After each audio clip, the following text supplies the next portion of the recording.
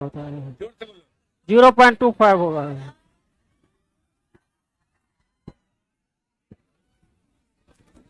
ए पढ़ेगा नहीं। 1/10 का वैल्यू ही कहता है 0.25 होगा। अरे पगला, कोई कह देगा 1/10 0.1 होता है। ये कौन हिसाब से 0.25 के है?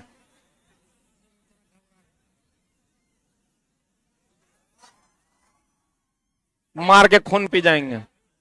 ये छोटा देखो, ये क्या पढ़ेगा? 1/10 का वैल्यू अगर पॉइंट में नहीं आता है, कहता है मैथ पढ़ते हैं, मैथ मेरा ठीक है। केकर कितना ठीक है चला वो हमारा बहुत बढ़िया से पता है। ये कहता है मैथ मेरा ठीक है, तो हम बोले कि भैया 1/10 का वैल्यू बताओ पॉइंट में। एक शासन अब की पूछे बता, एक के बाद की होता है? ये कहता है 0.25।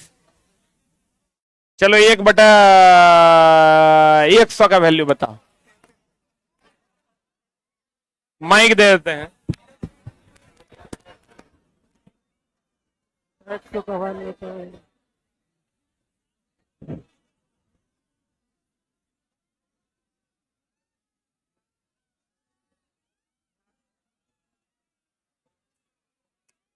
नहीं पढ़ेगा ध्यान नहीं। कह रहा है याद नहीं है, पढ़ना पड़ेगा। छोटा रे 1/100 का वैल्यू 0.0।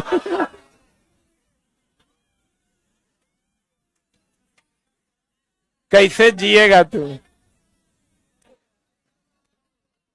चला ये जो बच्चा पटना आता है ना पढ़ने, तो तू ये समझ लो कि जो भीड़ भीड़ है, पढ़ने वाले की संख्या कम है।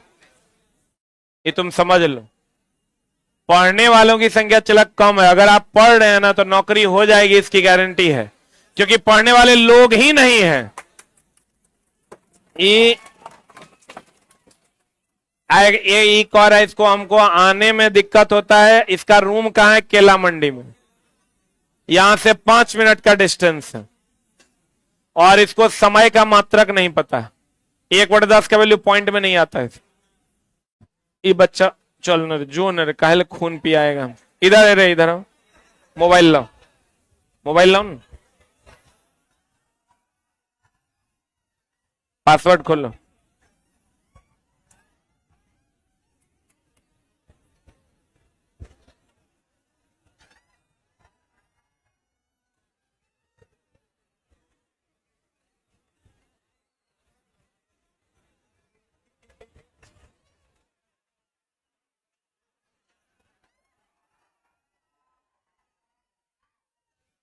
अरे हल्ला नहीं करो।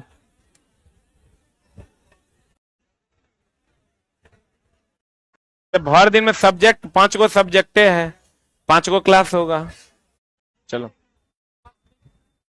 नीचे वेट करो, आ रहे हैं। क्या ही हम बोले। तुरा चला लगता होगा कि भीड़ बहुत ज्यादा है पटना में या अन्य जगह पर, तो विश्वास करो इस रूम में वैसे लोग भी अभी बैठे हुए हैं जिसको सोडियम का एटॉमिक नंबर नहीं पता। हम लोग चला इसलिए नहीं उठा रहे हैं कि बेचारा बेइज्जती फील करेगा, लेकिन ऐसे लोग हैं अभी इस रूम में जिसको सोडियम का एटॉमिक नंबर नहीं पता है। बोलो तो हम उठा देते हैं। उठा दें? लो उठा देते हैं। देखिए लो, मेरा टैलेंट भी तुम देख लो। देखना सोडियम का। ऑनलाइन वालों तो नहीं, बर्दाश्त करो, 1 मिनट बाद हम लोग शुरू करेंगे क्लास को। लड़का में कि लड़की में? लड़की को नहीं, छोड़ दो। ये वो खोजते हैं, देखते ही तो सबसे बेसिक है, इससे बेसिक नहीं जाएगा। आज छोड़ना, हाइड्रोजन का पूछते हैं, और आसान। अब देखते हैं वो यूनिक पीस है कि नहीं है।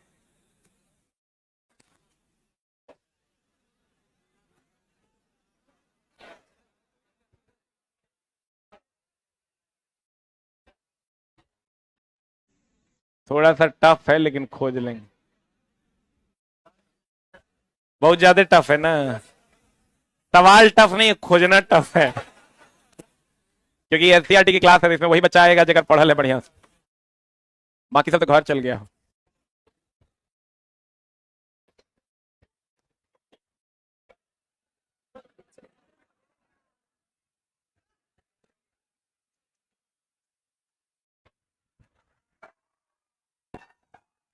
Late us have to try. बैठो बैठो, अरे बैठो यार, तुम खड़े हो जाओ, स्टैंड अप। हाँ बताओ तुम, चुपचाप बैठो, हो सकता है गड़बड़ा जाए, क्योंकि बहुत ही आसान है इसलिए गड़बड़ा जाए। आता है तुमको?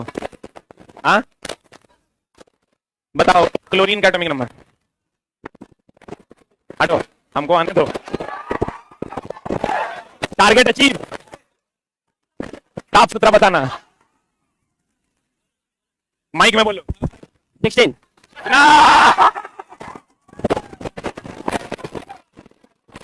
अच्छा ये रुक जाओ, हाइड्रोजन का बताओ। हाइड्रोजन का सर, हाइड्रोजन का हो गया 1।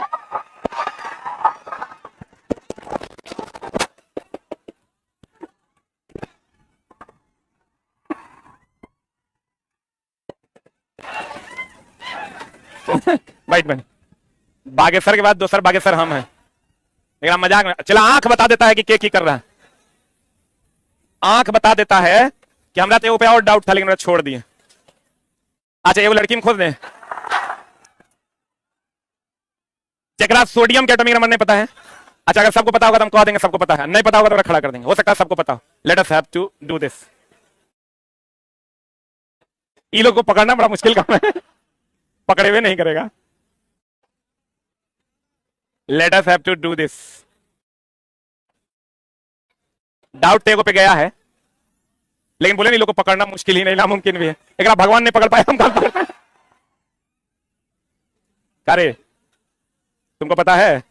हाँ नहीं, लोगों को पता है, सबको पता है, सबको पता है लगभग, फिर भी ये वो करे। बताओ, एक मिनट, सोडियम का एटॉमिक नंबर बताओ, पक्का ना? इसको पता है, एकरा नहीं पकड़ पाओगे, एकरा भगवान नहीं पकड़ सकता है, हम क्या चीज। बैठो, क्योंकि ये लोग आंखें चोर जैसा रहता है।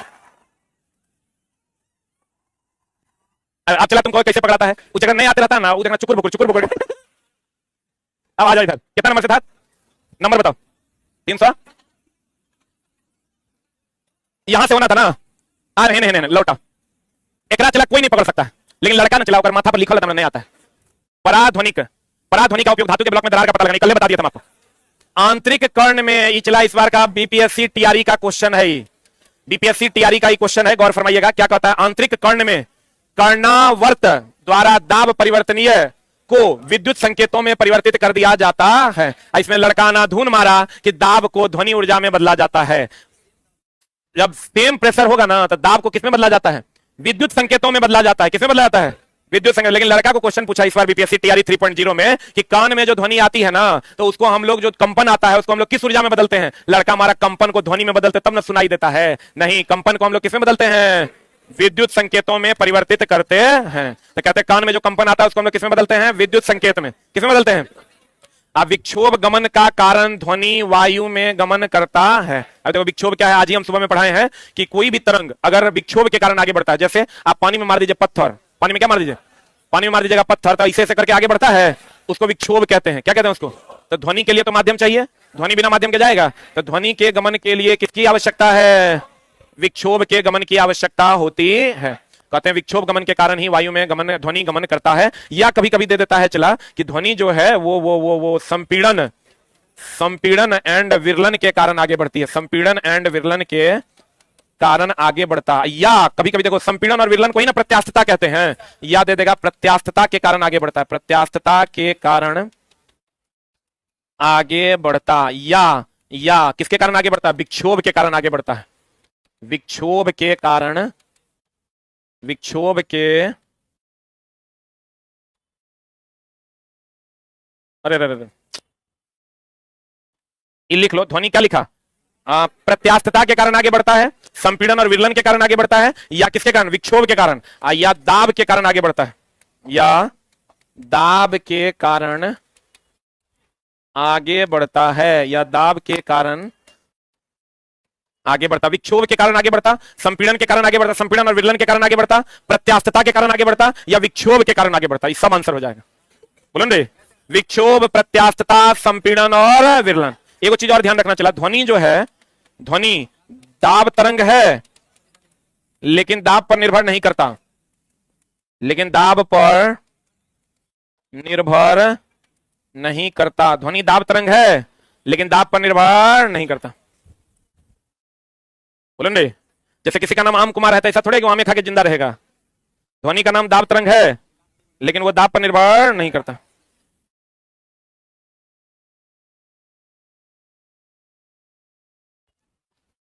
ध्वनि का नाम दाब तरंग है लेकिन दाब पर निर्भर नहीं करता। अगला लाइन, कुछ प्रकार के कैंसर, देखो चला, सभी कैंसर कहता है अनुवांशिक है कि नहीं, अनुवांशिक है, लेकिन सभी प्रकार के ना, कुछ प्रकार के कैंसर अनुवांशिक और अपसामान्यताओं के कारण होता है। जैसे आप देखिएगा किसी के दादाजी को कैंसर था तो उसके पिताजी को हो जाता है, पिताजी को कैंसर था तो उसके बेटा को हो जाता है। कुछ जगहों पर देखा गया है कि कैंसर अनुवांशिकता का एक उदाहरण बनता है, लेकिन सभी नहीं, कुछ प्रकार के कैंसर। तो आपको कहेगा कथन निष्कर्ष में बताइए क्या कैंसर अनुवांशिक है, तो ये स्टेटमेंट गलत है। लेकिन अगर कहेगा कुछ प्रकार के कैंसर अनुवांशिक है तो कहेंगे ये सही है। कैंसर जो होता है चला कार्सिनोजेनिक बैक्टीरिया के कारण होता है, कार्सिनोजेनिक जीवाणु के कारण होता है। किसके कारण होता है चला? कार्सिनोजेनिक जीवाणु के कारण होता है। एक कोशिकाओं में असामान्य विभाजन के कारण होता है, कोशिका में असामान्य विभाजन के कारण होता है। हम लोग चला, जब क्वेश्चन आता है ना कि विटामिन B12 का नाम क्या है, साइनोकोबालामिन, कोबाल्ट से क्या निकलता है, गामा किरण, जिससे हम लोग कैंसर का क्या करते हैं, उपचार। इस बार बीपीएससी टीआरई 3.0 में भी क्वेश्चन पूछा था।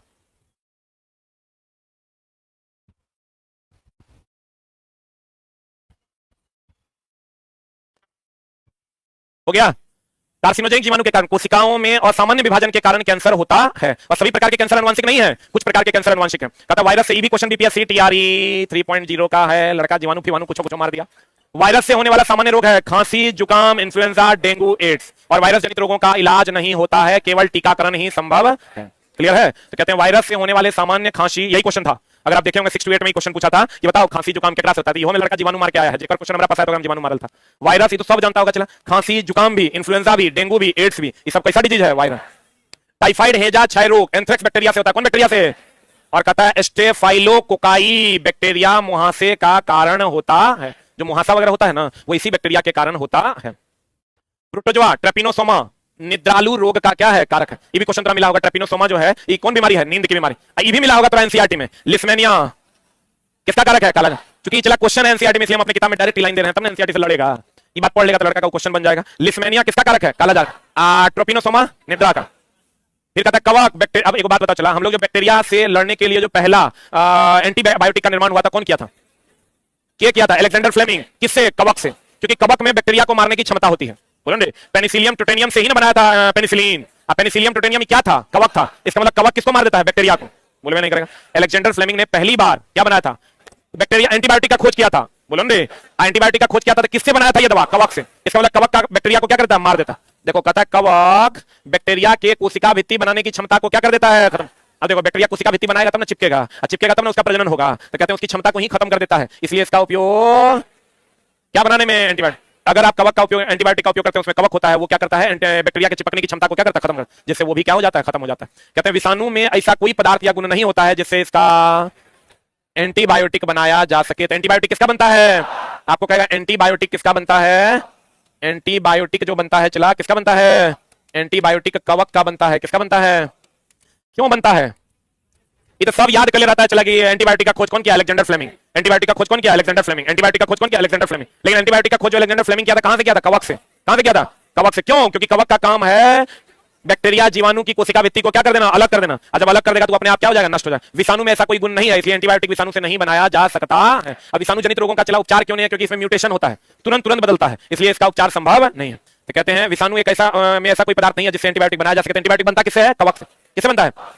नई कोशिका बनने के प्रक्रम को क्या कहते हैं? शोध कहते हैं। नई कोशिका के बनने के प्रक्रम को क्या कहते हैं? शोध।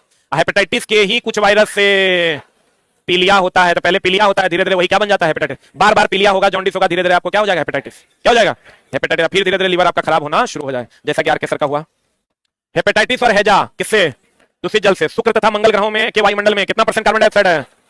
अब चला तुम समझ 95% वहां कार्बन डाइऑक्साइड है, यहाँ तो 78% तुम्हारा नाइट्रोजन है ना, 21% क्या है ऑक्सीजन, जगह हम ले रहे हैं। कार्बन डाइऑक्साइड हम लोग ले नहीं सकते, क्या होगा, जॉन्डिस होगा, धीरे धीरे आपको क्या हो जाएगा, हेपेटाइटिस, क्या हो जाएगा, हेपेटाइटिस, फिर धीरे धीरे लीवर आपका खराब होना शुरू हो जाए, जैसा कि आर के सर का हुआ। हेपेटाइटिस और हैजा किससे, दूषित जल से। शुक्र तथा मंगल ग्रहों में के वायुमंडल में कितना परसेंट कार्बन डाइऑक्साइड है, अब चला तुम 95% वहां कार्बन डाइऑक्साइड है, यहाँ तो 78% तुम्हारा नाइट्रोजन है ना, 21% क्या है ऑक्सीजन, जगह हम ले रहे हैं। कार्बन डाइऑक्साइड हम लोग ले नहीं सकते, उसको कौन ले सकता है, पौधा, इसलिए शुक्र और मंगल पर रहना मुश्किल होता होगा। 95 से 97% वहां क्या है, कार्बन डाइऑक्साइड। बहुत से समुद्री जीव जल में घुले कार्बोनेट को अपना क्या बना लेते हैं, कवच। चला देखो, जल में घुले कार्बोनेट का जितना भी समुद्री जीव है उसका जो कवच होता है, लेकिन समुद्री जीव का कवच, समुद्री जीव का कवच बना होता है किससे, कैल्शियम कार्बोनेट से। लगभग समुद्री जीव का जो कवच होता है वो किससे बना होता है, हेलो हेलो, देखो ये सब क्या पढ़ेगा। शुभम जी मैसेज कर रहे हैं, कोई मेरी गर्लफ्रेंड बनेगी, देख रहे हैं, चला और चला हो जाएगा, ये सब देख के तुम सीखो। हम जब फ्लॉप मूवी होता है देखने जाते हैं या टाइम निकाल के देखते हैं, तब हमको एहसास होता है कि साला बेवकूफ सब जो कुछ कर सकता है, हम तो पढ़ा तो कम से कम सकवे करते हैं। मतलब महाफ्लॉप, कभी कोई ऐसा मूवी देखना जो महासरल है, होगा हम लोग 100 करोड़ लगा दिया। अच्छा, का मतलब ये है कि लोग बहुत ज्यादा तेज धरती पर नहीं है। तुम सिनेमा देखने बैठो तो लग जाएगा, बढ़िया डायलॉग भी हम लिख सकते थे, बढ़िया सिनेमा भी हम राइट कर सकते थे, बहुत सुंदर सुंदर कहानियां बढ़िया तू लिख सकता है। एक मतलब यह चला टैलेंटेड लोग बहुत कम है, मेहनत कर लो तो तुम्हारा काम हो जाएगा। क्योंकि दुनिया में अब लोग गर्लफ्रेंड खोज रहा है यूट्यूब पे, तुम समझ रहा है कितना होशियार है, कितना होशियार है लोग, गर्लफ्रेंड वहां मिलता है। मतलब बहुत सारे समुद्री जीव जो है वो जल में घुले कार्बोनेट, कौन, कार्बोनेट से अपना क्या बना लेते हैं, कवच बना। या आपको कहेगा जैसे आप देख लीजिए घोंघा, सितवा, ये सब का कवच किसका बनाता है, कैल्शियम कार्बोनेट। किसका बनाता है अंडे का बाहरी आवरण, कैल्शियम कार्बोनेट किसका। वायु, उष्मा तथा विद्युत दोनों का क्या है, कुचालक। अभी हमेशा ध्यान रखना चाहिए, वो अब्रक है, अभी तुरंत पढ़ाए हैं उसमें इलेक्ट्रिशियन वाले क्लास में। ये उष्मा का सूचालक है, उष्मा का सूचालक, विद्युत का, उष्मा का सूचालक, विद्युत का कुचालक है। अब बाकी अगर तुमको देगा पोर्सिलीन दे देगा, पोर्सिलीन दे देगा, पोर्सिलीन दे देगा, या चीनी मिट्टी दे देगा, चीनी मिट्टी दे देगा, ये उष्मा और विद्युत दोनों का क्या है, उष्मा और विद्युत का क्या है रे, कुचालक है। जल्दी लिख, कौन कुचालक, पोर्सिलीन और चीनी मिट्टी उष्मा और विद्युत दोनों का क्या है, कुचालक। अब्रक उष्मा का सूचालक है, विद्युत का कुचालक। वायु उष्मा और विद्युत दोनों का क्या है, कुचालक।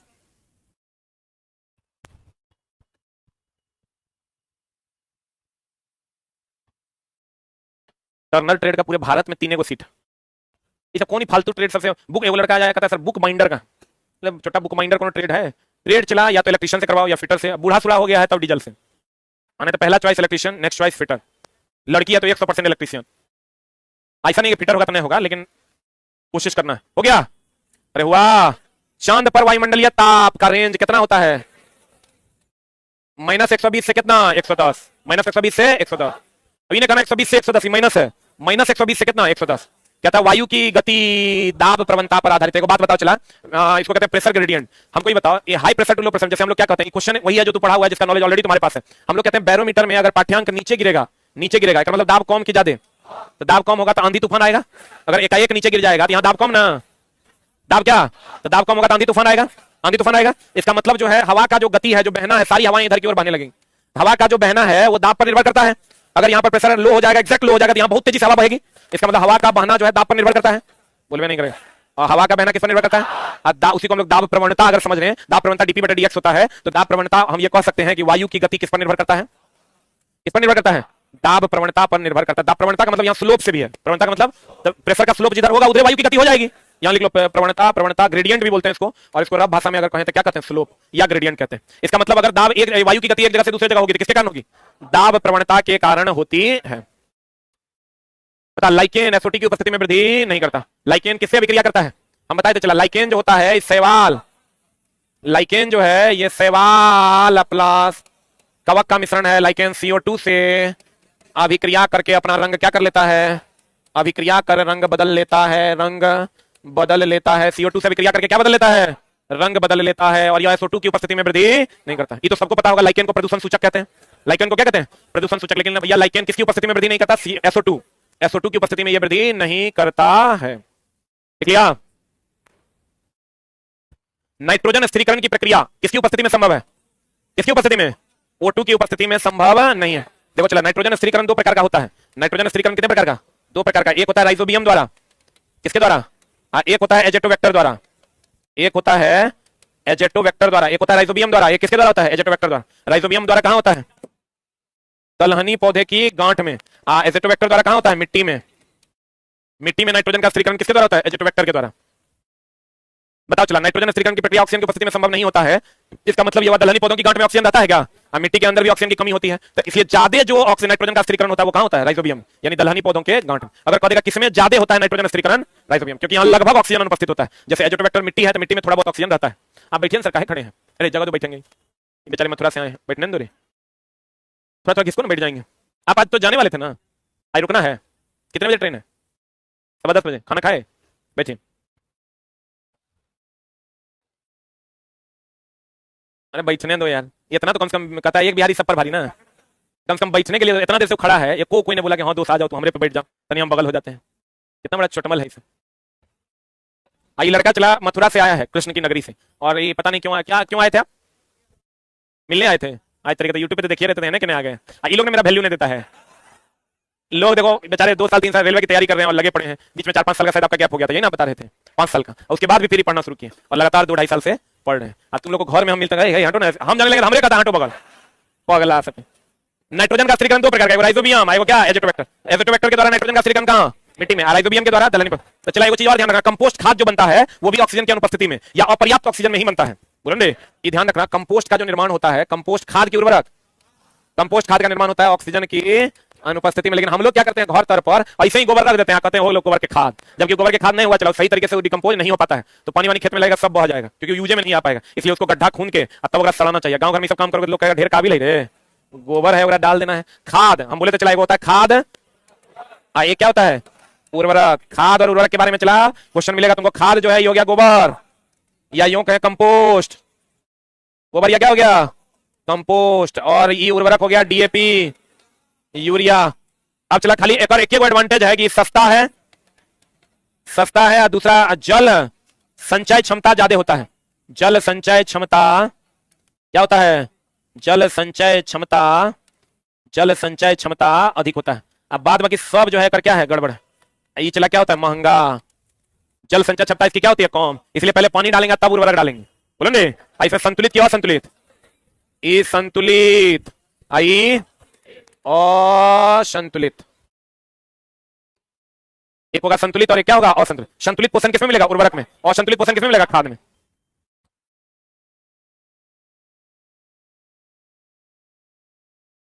तो एक पर एक चला काबिल है। वो लड़का मैसेज करता लिख रहा है, जितना आपका लाइव स्टूडेंट रहता है सर उतना तो वैकेंसी नहीं है। ये इसका कहना है। ये छोटा तुम समझो कि हर साल अभी तुमको जिस साल से रेलवे अनाउंस किया है 70,000 अप्रॉक्स वैकेंसी मिलेगा हर साल। 60 to 70,000 हर साल वैकेंसी मिलेगा। क्या उतने बच्चे लाइव हैं? अब सब हम 100 बार जोड़ा दिए हैं। 6,000 एलपी हो गया, 9,000 टेक्नीशियन हो गया, 9 कितना 15, कम से कम 20 से 25,000 ग्रुप डी ले लो। इतना भी बेशरम नहीं होगा, ग्रुप डी 9,000 से कम दे देगा। 25 15 कितना हो गया? 40। कम से कम 10,000 under graduate level, 10,000 graduate level. 6,000 ले लो, 12,000 हुआ, कितना हो गया? 52,000 हो गया। बोलो ने आरपीएफ 4,000 कितना हुआ? 56,000 हो गया। इधर तुम स्टेट लेवल का 10-15 20,000 ले लो। खाली अकेले रेलवे 56 से 60,000 वैकेंसी तुमको हर साल देगा, हर साल। इधर बीएसएससी तुम्हारा 12,000 अप्रॉक्स है। और अभी देखो कोर्ट वाला वैकेंसी का बहुत जल्द एग्जाम होना होगा, तुम लोग भरवे किया होगा। ग्रेजुएट लेवल आ रहा है तो चला वैकेंसी 60 से 70,000। तुम क्या चाहता है? 10 लाख आएगा तब तू नौकरी लेगा। वैकेंसी इतने आएगा और अगले साल फिर एक वैकेंसी जनवरी फरवरी में आएगा एलपी का, फिर ऐसे ही टेक्नीशियन का आएगा। तो ये वैकेंसी आ रही चला, तुम समझ लो 5 बार रेल मिनिस्टर बोल चुके हैं ये बात। अभी 8 दिन पहले ललन टॉप पे भी बोले हैं। ये बात पूरा घिना गया है और अब रेलवे ऐसा रिस्क नहीं लेगा। इसलिए चुपचाप पढ़ो, फालतू के वक्त होती नहीं। अब जो पढ़ने वाला होगा वो भी लिख रहा होगा। आज कोको करने वाला छोटा कोको करेगा। खाद में कार्बनिक पदार्थ की मात्रा, खाद में कौन पदार्थ की मात्रा अधिक? कार्बनिक। अब कहोगे कार्बनिक पदार्थ क्या होता है? कार्बनिक पदार्थ उसको जैसे गोबर ले लो तुम, तो गोबर से मीथेन निकलता है, गोबर में बायोगैस हुआ, बायोगैस में सबसे अधिक मीथेन। अब मीथेन बोले तो CH4 है, CH4 बोले तो कार्बन। बोलवे नहीं करे। एक बात बताओ, चला ये समझ के समझोगे तब होगा काम। अगर हम लोग यूरिया देते हैं, डीएपी देते हैं, या यूरिया देते हैं या जिंक देते हैं, तो यूरिया देते हैं तो NH2 CONH2, इसमें मैक्सिमम परसेंटेज किसका होता है? कार्बन, नाइट्रोजन का 46%। कितना परसेंट? जिंक डालते हैं तो इसमें तो कार्बन है ही नहीं है, बोलवे नहीं करेगा। इसमें जो गोबर गैस डालते हैं, कंपोस्ट डालते हैं, इसमें चला कौन है? मीथेन। इसका मुख्य अवयव मीथेन है। अब मीथेन का मुख्य अवयव क्या है? कार्बन। इसलिए हम कहते हैं खाद जो है ये कार्बनिक पदार्थों की मात्रा अधिक रखता है। फिर कहते हैं खाद में अल्प मात्रा में पोषक होता है कि प्रबल मात्रा में? अल्प मात्रा में पोषक होता है। उर्वरक में संतुलित मात्रा में सभी पोषक होते हैं। इवन परसेंटेज बोरा पर लिखा रहता है, देखा ना? कहते हैं क्रमिक पूर्व नियोजित तरीका से किया गया खेती को क्रम में, जैसे पहले जिस खेत में गेहूं हुआ अगला फसल उसका दाल का लेंगे, दाल के बाद फिर धान का लेंगे, क्रमिक रूप से होना चाहिए, बीच में वो दाल का फसल होना चाहिए। ऐसे फसल को हम लोग क्या कहते हैं? फसल चक्र। क्रमिक होना चाहिए, आप पूर्व नियोजित होना चाहिए। तुम देखना गांव घर में एक खेत में तुम बार बार पटवा लगा दो, गेहूं लगा दो, नहीं होगा, अगला फसल कमजोर हो जाएगा। लेकिन उसमें पहले गेहूं लगाया अगला बार दलहन लगाओ तो वो फसल तुम्हारा बहुत ज्यादा फ्रूटफुल दिखाई देगा। कोनो खेत में देखना पहली बार केला लगा दो, बता हो जाएगा। पहली बार खेत में आज तक पटवा नहीं हुआ, वो पटसन लगा दो, खूब बढ़िया हो जाएगा। लेकिन अगला बार फिर बार बार पटुए लगाओगे, बार बार केले लगाओगे, झर्री है तो केला होगा। तो चला, इसलिए कहते हैं क्रमिक भी होना चाहिए, आप पूर्व नियोजित भी होना चाहिए। क्रमिक भी होना चाहिए, पूर्व नियोजित भी होना चाहिए। अगला, अरे यार ये हो, अब ये होना था। अगला अगला अगला, फसल में कीट को कम करना, बचाओ, क्या कहलाता है? क्या कहलाता है? धूमक कहलाता है, धमकना है। क्या कहलाता है? चला, धूमक कहलाता है। क्या कहलाता है? धूमक या घूमक कह दो। फसल में कीट को कम करना या बचाओ क्या कहलाता है? घूमक कहलाता है। क्या कहलाता है? घूमक कहलाता है। फिर कहता है गाय, वास इंडिका सुना है ना? भैंस वास बुटेलिस या भारतीय नस्ल का है, ये पूछता है तो याद रखना। विदेशी नस्ल जैसे जर्सी, ब्राउन स्विस इत्यादि। और देसी नस्ल में रेड सिंगी, साहिवाल। साहिवाल हमारा देसी नस्ल है। पता, ऑयस्टर का संवर्धन, पालन मोतियों को प्राप्त करने के लिए किया जाता है। जैसे हम लोग चला कहते हैं ना कि ये आइसोप्रीन से जो है हम लोग क्या लेते हैं? रबर। आइसोप्रीन से क्या लेते हैं? आइसोप्रीन से क्या लेते हैं? रबर। जो हम बोले थे हैविया ब्राजिलियंसिस एक पेड़ होता है, उसके लेटेक्स से हम लोग जो है रबर प्राप्त करते हैं, जो आइसोप्रीन का बहुलक है। किसका बहुलक है? तो ये कहता है चला, हम लोग जो मोती प्राप्त करते हैं वो किससे प्राप्त करते हैं? ऑयस्टर से। किससे प्राप्त करते हैं? ये ध्यान रखना, मोती को प्राप्त करने के लिए मोती का जो मुख्य अवयव है वो कैल्शियम कार्बोनेट है। मोती का मुख्य अवयव क्या है? कैल्शियम कार्बोनेट है। मोती का मुख्य अवयव कैल्शियम कार्बोनेट। अंडे के कवच का मुख्य अवयव कैल्शियम कार्बोनेट। उसके बाद चला मेरी कल्चर। कौन कल्चर? मोरी कल्चर। मोरी कल्चर जैसे हम लोग क्या कहते हैं? चला, रेशम के कीट का पालन क्या? सेरीकल्चर। लेकिन चला समझोगे सहतूत पर रेशम कीट पालन को क्या कहते हैं? मोरी कल्चर। एक मिनट, हम चला वो लाइन तुमको पढ़ाने के लिए क्लास रखे हैं, जो लाइन में तुमको दिक्कत होगा या जो क्वेश्चन पूछेगा तुम कहता आउट ऑफ सिलेबस पूछ दिया। जैसे सेरीकल्चर कौन नहीं जानते हैं? सब जानता है सेरीकल्चर, मधुमक्खी। मधुमक्खी पालन क्या? एपीकल्चर। बोलो ने एपीकल्चर ना। यहाँ क्वेश्चन रेशम कीट का पालन सेरीकल्चर, लेकिन अगर सहतूत पर रेशम कीट का पालन मोरी कल्चर। सही है। किस पर रेशम कीट का पालन? सहतूत। सहतूत पर रेशम कीट का पालन मोरी कल्चर। खाली कह देगा रेशम का कीट का पालन कौन कल्चर? ये हो जाएगा सेरी कल्चर। कौन कल्चर चला? ये सब लाइन जब चला बुक में जाएगा तब एनसीईआरटी कंप्लीट सॉल्व हो जाएगा। मोरी कल्चर, रेशम कीट का पालन क्या? सेरीकल्चर। रेशम कीट का पालन क्या? सेरीकल्चर। और सहतूत पर रेशम कीट का पालन मोरी कल्चर। सहतूत पर रेशम कीट का पालन क्या? मोरी कल्चर। मेरी कल्चर। मोरी कल्चर और मेरी कल्चर अलग अलग है। मेरीन सुना है? मेरीन ड्राइव नहीं रे, मेरीन मतलब सबमेरीन सुना है, जो पानी के अंदर चलता है, उसी से आया है मेरीन कल्चर, समुद्री जीवों का संवर्धन। मोरी कल्चर और मेरी कल्चर अलग अलग है। मोरी कल्चर हो गया सहतूत पर रेशम का पालन, अब मेरी कल्चर हो गया समुद्री जीव का संवर्धन। ये दोनों एनसीईआरटी में दिया हुआ है। कतला मछली जानते हैं? कतला, देखना हम लोग कतला कतला कहते हैं। देखो कुछ मछली जो है चला पानी के सतह पर भोजन करता है, कुछ बीच में भोजन करता है, कुछ नीचे करता है। बोलो ने कतला मछली ले लो, या रेहू जानता है ना, या उसको जो कहते हैं कार्पल मछली जिसको हम लोग कहते हैं। ये तीनों मछली का अलग अलग लेवल है, एगो सतह पर भोजन करता है, एगो बीच में, एगो नीचे। बोलो ने तो हम लोग जो कतला कहते हैं, कतला जानते हैं? कतला रेहू रे, उसी को कतला मछली जल की सतह से अपना भोजन प्राप्त करते हैं। जल की कहां से? सतह से। कहता है रेहू मछली तालाब के मध्य क्षेत्र से अपना भोजन करता है। मृगल और कोमल कार्प तालाब की तली से भोजन प्राप्त करते हैं। बोलेंगे इसी को हम लोग कॉमन कार्प भी कहते हैं गांव घर में। कॉमन कतला को हम लोग कतला भी कहते हैं। तो कतला जो होगा कहां पर? सतह में। कहां पर? ये अगर पानी है चला तो यहां कौन भोजन करेगा? कतला। यहां बीच में रोहू, और सबसे नीचे मृगल और कोमल कार्प। बोलो हाँ, इसको अलग से लिख लो एक जगह पर, एक बार एक खाली देख लेना। रोहू लोगे तो चला, इसीलिए रोहू को जो है ना गहराई में ही रख सकते हैं आप, बहुत कम पानी में रखिएगा मर जाएगा। गांव घर में देखना पानी घटता है रोहू अपने मर के तैरने लगता है, एकदम पानी सुखाने सुखाने पर होगा। वो जो रहता है करिया गरई कबई सिंगी, वो अमर है, जब तक पानी नहीं खत्म होगा कीचड़ो रहेगा तो बचल रहेगा। होली देखो सब वैरायटी फ्लेवर अवेलेबल करता है सर। होली छुट्टी कब?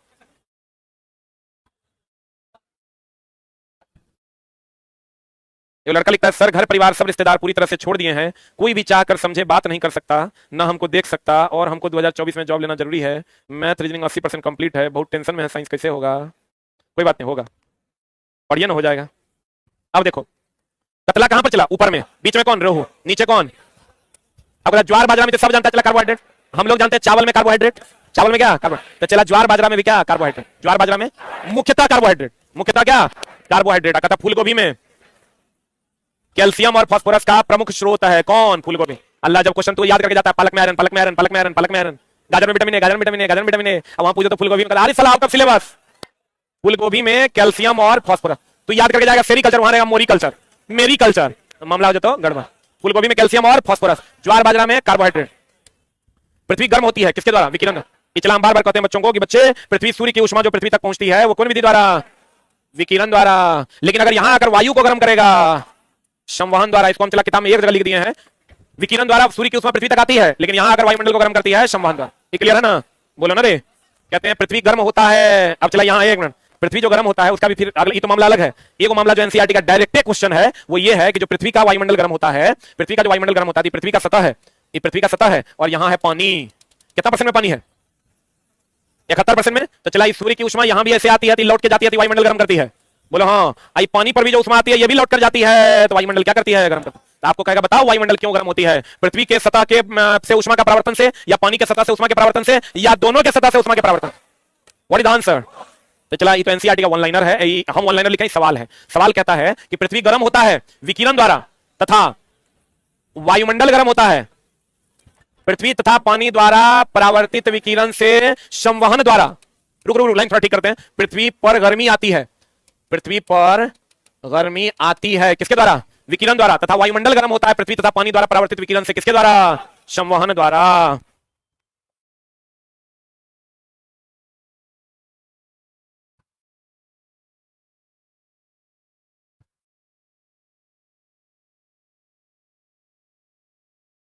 हो गया? साइंस नॉलेज सीरीज का जो वीडियो है चला, अभी तक हमसे 4 से 5 डाले हैं।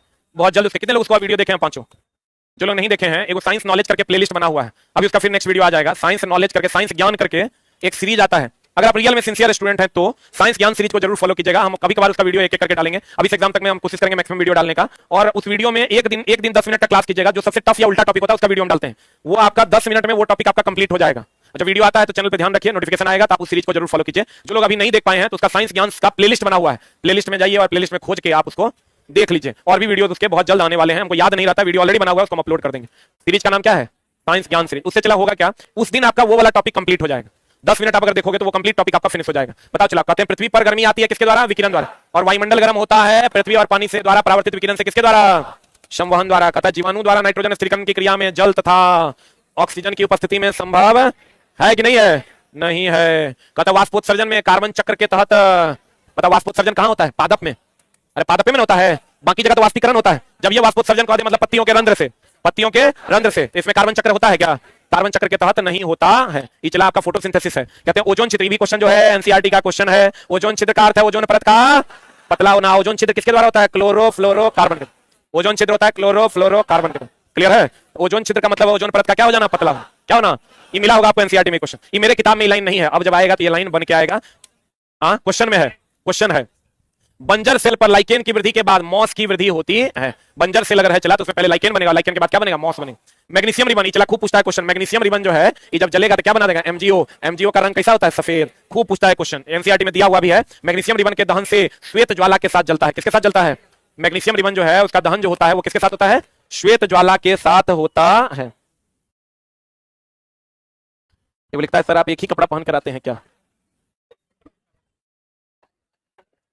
बाप रे बाप। देखो चला, मैग्नीशियम रिबन ऑक्सीजन से भी क्रिया करेगा, एमजीओ बनाएगा। कैसा रंग होगा? सफेद। अब चलो देखो, ये लाइन तो इतना दर्दनाक है ना, तो दिल को छल्ली छल्ली कर देगा। देखो एक मिनट, बढ़िया समझना, तब समझ में आएगा। एकदम गूढ़ ज्ञान है चलाई। अधातु के ऑक्साइड, अधातु के ऑक्साइड होते हैं अम्लीय। क्या होते हैं? धातु के ऑक्साइड होते हैं। आज का सबसे बेहतरीन कॉन्सेप्ट यही होगा। धातु के ऑक्साइड क्या होते हैं? क्षारीय। हम जानते हैं चला कि अम्ल क्षार मिल जाएगा तो क्या बना देगा? लवण। और क्या बना देगा? जल। अम्ल क्षार अगर मिल जाएगा तो लवण और क्या बनाएगा? जल। रुक रुक रुक रुक रुक, तो बताओ अम्ल के जगह पर हम अधातु के ऑक्साइड लिख दें, क्या दिक्कत है? अधातु के ऑक्साइड, यहां क्षार बोले तो किसके ऑक्साइड? धातु के ऑक्साइड। धातु के ऑक्साइड क्या बना देगा? ये लवण प्लस जल। बोले नहीं करेगा, रुक जा रुक जा। अधातु के ऑक्साइड होते हैं कैसे? अम्लीय। हम बार बार कहते हैं भैया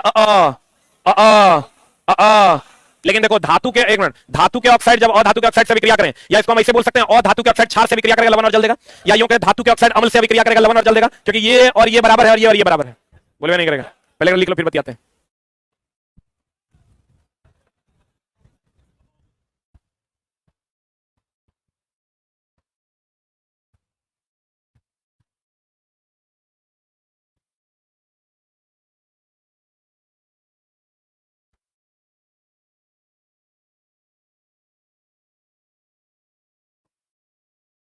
हो गया?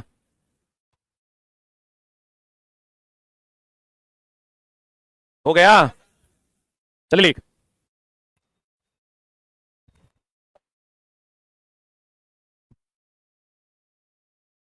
अरे हो गया। अभी लाइन पढ़िए, चलाइए, वो चीज ध्यान रखिएगा। हो गया ना? ये हमको पता है कि धातु के ऑक्साइड और अम्ल अभिक्रिया करेगा तो लवण और जल बनाएगा। लेकिन अगर धातु क्षार से अभिक्रिया किया, हाँ, धातु अम्ल से या क्षार से, लो ना, अम्ल ले लेते हैं, अम्ल से अभिक्रिया किया तो ये बना देगा लवण, प्लस जल नहीं बनाएगा, हाइड्रोजन गैस देगा। धातु के ऑक्साइड और धातु में अंतर है। देखो चला, अल्युमिनियम धातु है, Al2O3 धातु के ऑक्साइड है। बोलवे नहीं करेगा। अल्युमिनियम क्या है? धातु, और Al2O3 धातु के ऑक्साइड है। बढ़े बढ़े रे। धातु अम्ल से अभिक्रिया करेगा, लवण और हाइड्रोजन गैस देगा। बोले हाँ। धातु के ऑक्साइड यानी क्या? क्षार। क्षार अम्ल से अभिक्रिया करेगा, लवण और क्या देगा? चल, तो लड़का तो खाली याद कर ले, अम्ल क्षार से अभिक्रिया करेगा, लवण और जल दे। लेकिन अब जानिए धातु के ऑक्साइड कैसे होते हैं? क्षारीय। क्षार अम्ल से अभिक्रिया करेगा, लवण और जल। या यहां देता क्षार और धातु के ऑक्साइड, तो धातु के ऑक्साइड फिर अम्लीय हो जाता, तो क्षार और धातु के ऑक्साइड से भी अभिक्रिया करेगा, लवण और जल। लेकिन जब धातु अम्ल से अभिक्रिया करेगा, धातु के ऑक्साइड अम्ल से अभिक्रिया करेगा, बस एक डिफरेंस है। बोलन रे, चला पता नहीं चलता रिजल्ट हमारा हो का ही नहीं रहा है। घर जाता है बाद में पता चला, अरे साला हाइड्रोजन जल हो गलो, एक नंबर से ना हो लो। कैल्शियम ऑक्साइड नाम तो सुनी होगी, चूना दे देना, सल्फ्यूरिक एसिड तीव्रतम अभिक्रिया करेगा, और उसमें छेपी अभिक्रिया करेगा। हम बार बार कहते हैं चूना और कौन? सल्फ्यूरिक एसिड तीव्रतम अभिक्रिया करता है। कैसा अभिक्रिया करता है? कहता है कैल्शियम ऑक्साइड जल के साथ, कैल्शियम ऑक्साइड नहीं चला, सल्फ्यूरिक एसिड भी, कौन? सल्फ्यूरिक एसिड भी जल से तीव्रतम अभिक्रिया करता है। प्रचंड ना ये सब जो है चला कौन प्रचंड अभिक्रिया करता है। प्रचंड का मतलब चला बहुत ज्यादा हो जाता है। प्रचंड लावा वगैरह जो फूटता है ना, वो यूएनसीईआरटी में सवाल है कि जब सल्फ्यूरिक अम्ल जल से अभिक्रिया करता है तो प्रचंड करता है कि कम प्रचंड करता है? क्या होगा आंसर? कम प्रचंड। तीव्रता से अभिक्रिया करता है लेकिन प्रचंड नहीं करता है। क्या करता है? कम प्रचंड अभिक्रिया करता है। कैसा अभिक्रिया करता है? चला कैसा अभिक्रिया करता है? कम प्रचंड अभिक्रिया करता है। ये भी क्वेश्चन आपको मिलेगा कि बताइए चूना जल से अभिक्रिया करता है, सल्फ्यूरिक एसिड जल से अभिक्रिया करता है, कैसा अभिक्रिया करता है? प्रचंड कि कम प्रचंड? कम प्रचंड। प्रचंड का मतलब लावा हो गया। चला, प्रचंड का मतलब क्या हो गया? लावा। कंपोस्ट का बनना भी एक प्रकार का, कभी अगर तुम गोबर खोदा होगा अपने से, कुदाली लेके गरम गरम लगता है, खोदा है, पैर दो के भयानक गरम लगता है। कभी जो सड़ा हुआ गोबर जहां आता है ना, वहां तुम चला पैर दो, पैर दे कुदाली लेके चढ़ाया है ट्रैक्टर पे? नहीं चढ़ाता, तो जानता हूं गोबर में जो पैर रहता है गरम गरम लगता है। जैसे चूना में पानी डालोगे गरम गरम, जैसे अम्ल में पानी डालोगे गरम गरम, वैसे ही कंपोस्ट खाद में हाथ डालोगे गरम गरम। इसका मतलब गरम गरम मतलब गर्मी देगा, और देगा मतलब उसमें छेपी। बोलेंगे तो हम लोग कहते हैं चूना, चूना प्लस पानी, और क्या है? और कौन है रे? अम्ल प्लस पानी, और क्या है रे? अरे और क्या है रे? सीमेंट प्लस पानी। सीमेंट प्लस क्या? पानी। सब कौन अभिक्रिया है? ऊष्मा क्षेपीय। अभी बूझ लो कि गोबर जो है कंपोस्ट भी क्या है? ऊष्मा क्षेपीय अभिक्रिया है। देखो भाई मेरा पूछ रहा है साइंस का कौन सा बुक लें बताइए। पूरा दुनिया को पता है, पता नहीं। किताब का नाम है चला एसके झा सामान्य विज्ञान। इस 700 ऑनलाइन जाने के बाद पूरे भारत में इससे बेहतर किताब नहीं रह जाएगा। अभी भी नहीं है। अभी कितने लोगों के रूम में है किताब एसके झा सामान्य विज्ञान? ये जलवा है अपना, उसके बिना लोगों का रूम अधूरा है। किसी रूम में चला अभी जो सिचुएशन है करंट, वही किताब रहे ना रहे, एसके झा सामान्य विज्ञान रहे करेगा। अभी कुछ नहीं, 700 ऑनलाइन डालेंगे, नया एडिशन निकालेंगे, और तब चला 100 पढ़ाई दे रहे हैं। इतना पढ़ाई ना दे रहे हैं, कंप्लीट पढ़ लो। कंपोस्ट का बनना भी एक प्रकार का क्या है? ऊष्मा क्षेपी। चूना जल से अभिक्रिया करेगा, अम्ल पानी से अभिक्रिया करेगा, सीमेंट पानी से अभिक्रिया करेगा, कौन अभिक्रिया? ऊष्मा क्षेपी ना। कैल्शियम ऑक्साइड जल से, H2SO4 जल से, तीव्रतम। तीव्रतम में भी प्रचंड की कम प्रचंड? बाहर चला। फेरस सल्फेट तो महा भी आई। ये जो क्वेश्चन जो तेरा दिखता है एनसीईआरटी का लाइन है, इसलिए दिखता है। अधिकतर तेरा दिखता होगा फेरस सल्फेट को जब गर्म करेंगे तो P2O3 SO2 और SO3 में बदलेगा। मिला ही question. Ferric oxide sulphur dioxide sulphur trioxide मिलेगा। क्वेश्चन एनसीईआरटी का है, और इस बार भी एग्जाम में पूछा था। फेरस सल्फेट के क्रिस्टल को गर्म करने पर यह हरे रंग का फेरिक ऑक्साइड में चेंज हो जाता, और लेड नाइट्रेट को गर्म करने पर NO2 कैसा रंग का? भूरा रंग का। यही जो लेड नाइट्रेट गर्म करोगे तो यहाँ जो NO2 बनेगा कौन रंग का बनेगा? कौन रंग का बनेगा? भूरा रंग।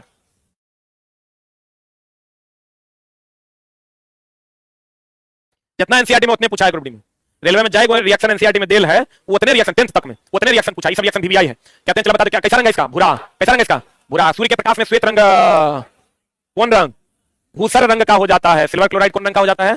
भूसर रंग का, मतलब मटमैला टाइप का हो जाता है। अब प्रकाश की उपस्थिति में सिल्वर क्लोराइड सिल्वर तथा क्लोरीन में भी घटित हो जाता है। चला एक बात बताओ, ब्लैक एंड व्हाइट फोटोग्राफ जो पहले बनता था उसमें हम लोग सिल्वर ब्रोमाइड या सिल्वर क्लोराइड का उपयोग करते थे, लेकिन अगर दोनों ऑप्शन में दे देगा तो आंसर मारिएगा सिल्वर ब्रोमाइड।